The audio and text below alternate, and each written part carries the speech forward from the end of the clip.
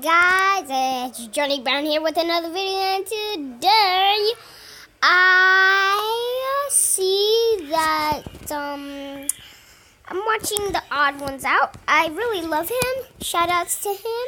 Odd Ones Out, James, I really love you. I have watched your recognized video. I'm sorry. Alright, so we're gonna watch The Haunted House, which I think I have watched before. I don't know. So yeah, let's start. I wanted to make this video about 6 months ago, but then I thought, no, I'll save it for Halloween because of theming or whatever. I don't know. Shut up, I don't have to explain myself. I'm excited to tell you this story. Wow! So, haunted houses. I think haunted houses, they're fine, but I don't want to brag or anything, but since the First off, when it comes to like coming to you, they don't really stab you or anything, so they're just trying to jump scare you. But really, they're supposed to like act like they're trying to stab you, but actually they're just making you think that like, oh, okay, I'm just gonna go the other side, like, yeah.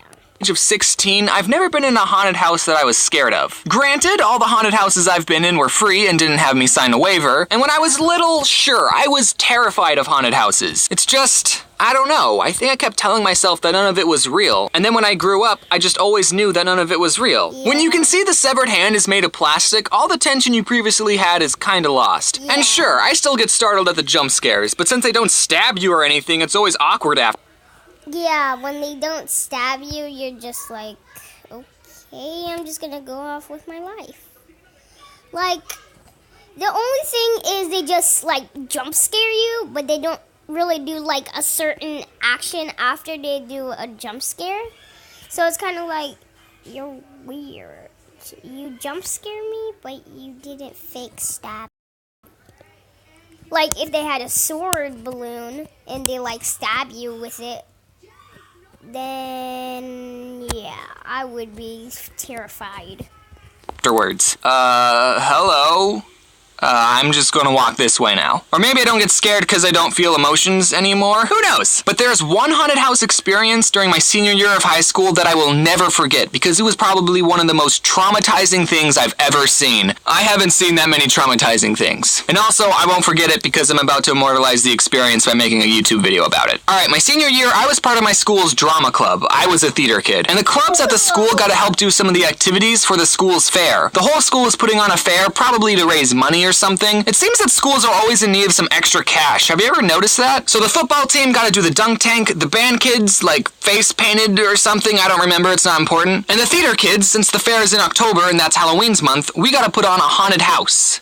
Cool! The drama club was separated into groups, and we would each be a scary part in the haunted house. And we got to make the haunted house inside the school, so we had a lot of area to work with, and there was a lot of space in between each scary thing. My group, what we did is we dressed up as vampires, but scary vampires, and we sat at this dinner table, and we decorated it with fake organs, goblets filled with blood, red Kool-Aid, and we had this freshman girl that was laying on top of the table, and we put fake organs coming out of her, you know, to make it look like we were eating her, because vampires eat people? No. Okay, saying that out loud, I realize that doesn't make any sense. Why would a group of vampires be eating someone? They don't do that. We put a yellow shade over the light above for a good spoopy atmosphere. We had a smoke machine, some ambient Halloween music playing. Spooky, scary skeletons and shivers down your spine. Our group was pretty legit. Whenever a group of people walked by, we would just silently stare at them, and then the freshman on the table would scream at the top of her lungs. She was really good at screaming, by the way. And since we had so much space in between each of the scary parts, when they walked past us, we would get up and chase them. Yeah, it was fun. Okay, so you have to understand that theater kids are very loud, extroverted people. I need to tell you about this one kid who was in my vampire group. We'll just name him Balake. Yeah, Balake. Balake and I were both part of the school's improv club, so we were both pretty funny people, except Balake was just out there. He was loud. It seemed he was just always screaming. I didn't have any classes with him, but he was obviously the high self-esteem class clown kind of kid. So Balake, being the loud and more popular kid, he got to sit at the head of our table. We had done the haunted house for about 2 hours at this point, and I want you to think what it's like to go inside a haunted house. Just going in for 5 minutes, that will already make me feel uncomfortable and sweaty. All the strobe lights, the smoke, and the freshmen over here who had to be constantly being bloody murder. Again, you did a good job, freshman. And we were supposed to get a break sometime in the middle, but since the haunted house was so popular, we didn't get one break. So I'm a little loopy after doing all this for so long, right? I was totally not ready for what was about to happen. Yeah, this group of people walk in and we do our normal thing. We get up and we chase them, but Balake got pretty physical with this one little boy. Like, he kind of shook him up a bit. And I didn't see exactly what happened, but apparently this little boy was holding a fish in a plastic baggie. You know those little tiny fish that are actually supposed to be used as food for bigger fish that you can win as prizes in fairs, and 99% of the time the fish die within 2 weeks because you don't have the right aquarium equipment, so you just put them in water and watch them slowly die? You know those fish? I didn't think people were allowed to bring their new pet fish. Those ones are not the long-lasting ones. The ones that, like, are at PetSmart and all that, those are, like, the healthy ones they feed and all that. But the fair ones, they just die, like, the next day. I just don't know. Where it's just the next day, you wake up, you're like, let's say if you had a fish and you named it Goldie. Goldie, it's time to eat your... Okay, never mind. It's time to bury you, mommy. Like, you're not really interested because you already know that it would die because they don't have that much. So, they don't have that much fish that are actually good. So, you do need, as soon as you buy the fish, you need to get all the equipment. That's why those fish are not, like, that's why people don't play that much games to get a fish. So, yeah.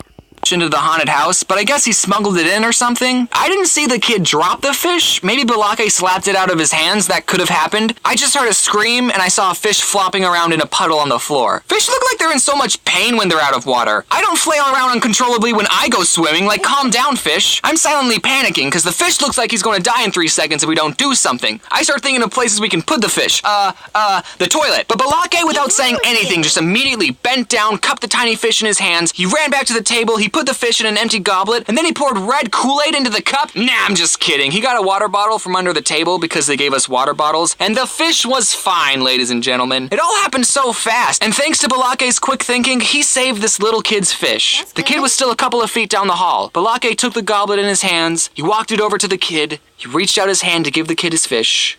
And then he just chugged the drink! Balake! He drank the fish! And this little kid let out the most blood-curdling scream. It sounded like this kid just watched his pet get swallowed by a complete stranger. It was honestly the loudest scream I heard that night. I bet the next group of people behind these guys were thinking, oh man, whatever's next must be really scary to get that kid to scream like that. The kid started trying to attack Balake, and I'm sure if he had the correct tools, he would have murdered him. Balake eventually spat out the fish.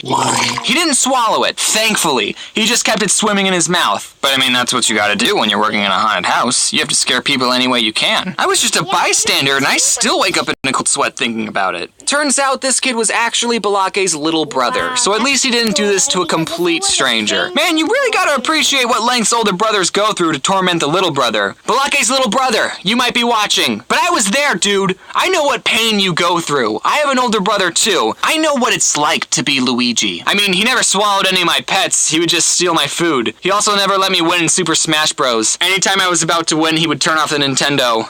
But I mean, I'm fine. Look how I turned out. I shouldn't be so hard on my older brother. After all, he supposedly watches my videos. No one sent him a link to this video. I want to see if he actually watches these. Hey bro, you probably forgot all the times you turn up. So, yeah. That was it. So, okay, have a good day and have a jolly life. Bye.